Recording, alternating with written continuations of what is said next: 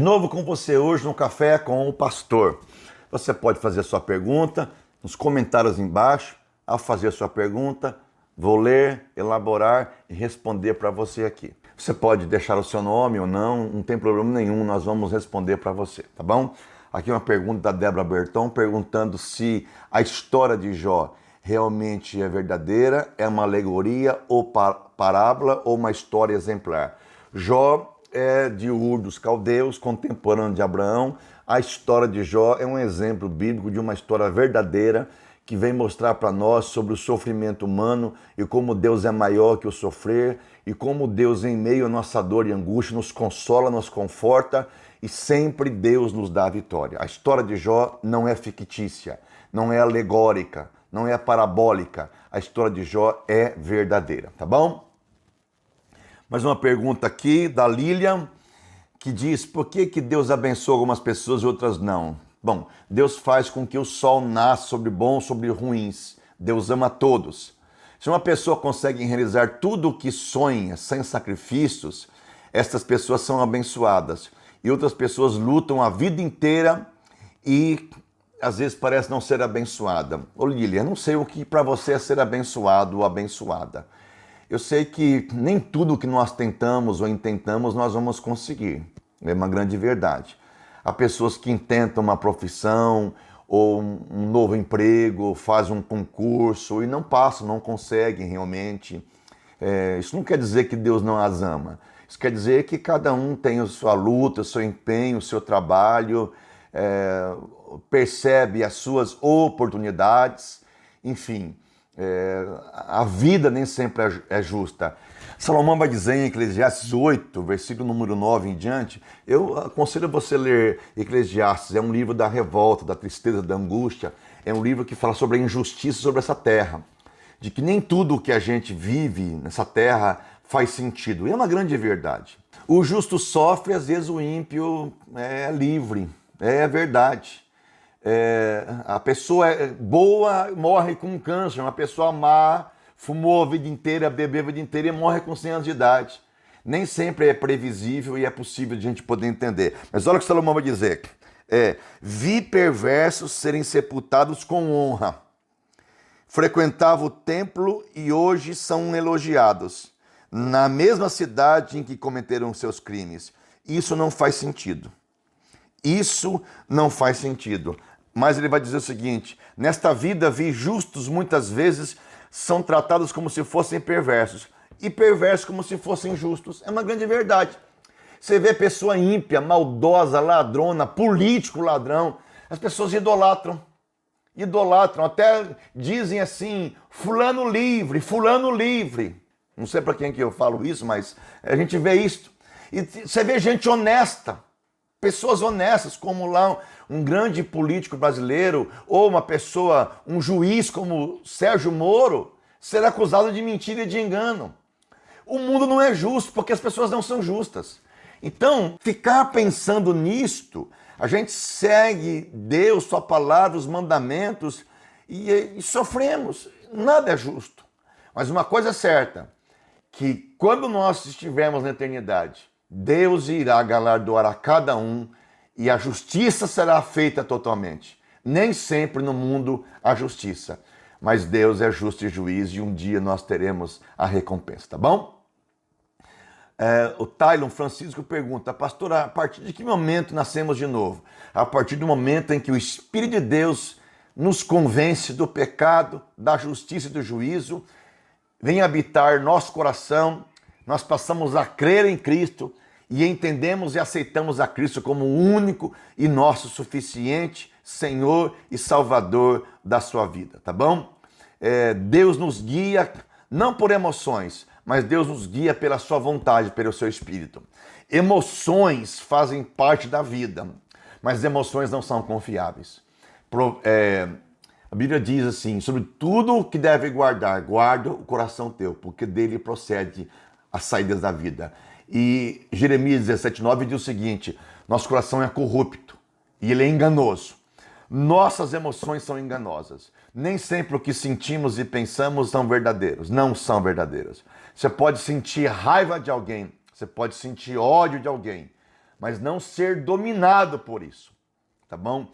Então não confie nas suas emoções, elas não são confiáveis para viver.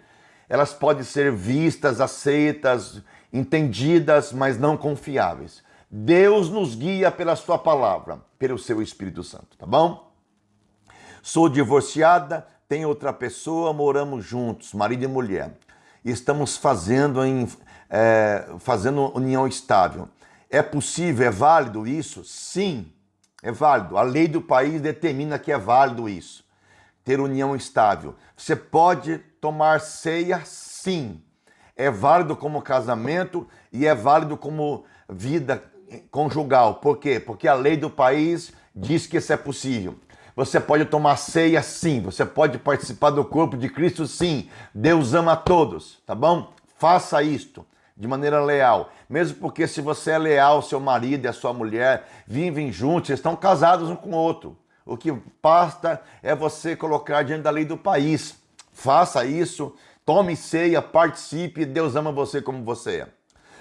Gostaria de saber por que o profeta Jeremias era chamado de profeta chorão.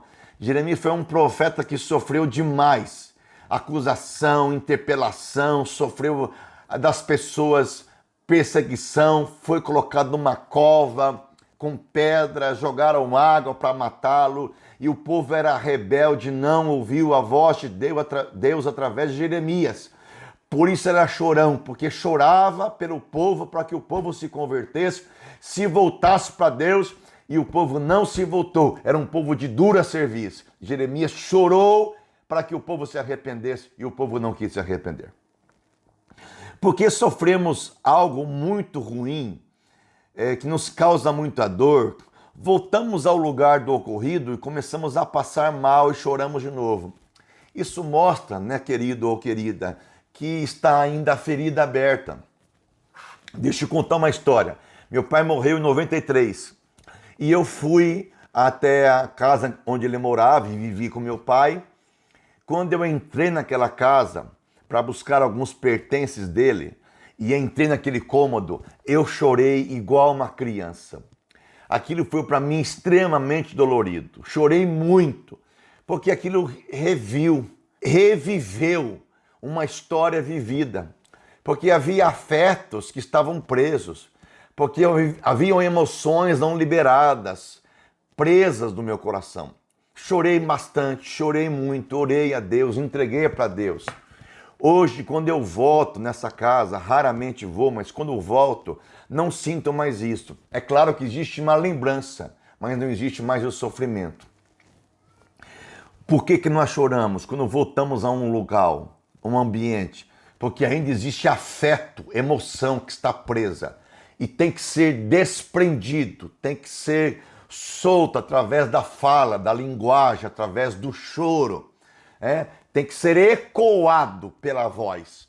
Você vai ver, se você voltar a esse lugar, chorar, relembrar e falar do que ali aconteceu, você vai voltar daqui a um tempo e não vai ter mais esse sentimento, tá bom? E finalmente a última pergunta de hoje é: pastor, tenho 10 anos de convertido, mas até hoje não consigo entender aquela passagem que Jesus fala que o reino dos céus é tomado pelo esforço. É simples. Tomado pelo esforço é porque nós temos uma força para implantar o reino de Deus na terra. Qual que é essa força? Não é a força bélica, não é a força humana, não é por força nem por violência. A força para implantar o reino de Deus na terra é a oração. A oração é um poder que Deus nos dá para que através da nossa oração e intercessão o reino de Deus apareça. O reino de Deus chegue, o reino de Deus seja implantado. A força de jejum e oração. Jesus disse que existe casta demoníaca que só sai com a força do jejum e da oração. Então, quando nós jejuamos e oramos, nós estamos pedindo a Deus que venha o seu reino e estamos implantando o reino de Deus pela força do jejum e da oração. Por que é isso? Porque existe um outro reino satânico que prende, que amarra. Mas quando nós começamos a jejuar e a orar, as forças diabólicas vão perdendo seu efeito, sua força e o poder de Deus vai vindo. Jesus disse lá em Mateus que quando nós expulsamos demônios pelo nome de Deus e pelo Espírito de Deus, é chegado a vós o reino de Deus. Gostou? Compartilhe o nosso café com o pastor. Estamos aqui com você sempre, e você pode mandar sua pergunta. E aqui mesmo, no espaço abaixo nosso, você pode fazer a sua pergunta, colocar o seu nome. Se não quiser, não precisa colocar o seu nome, nós vamos responder para você. Curta, compartilhe, esteja com a gente aí, tá bom? Deus abençoe, beijo no coração. Jesus te ama.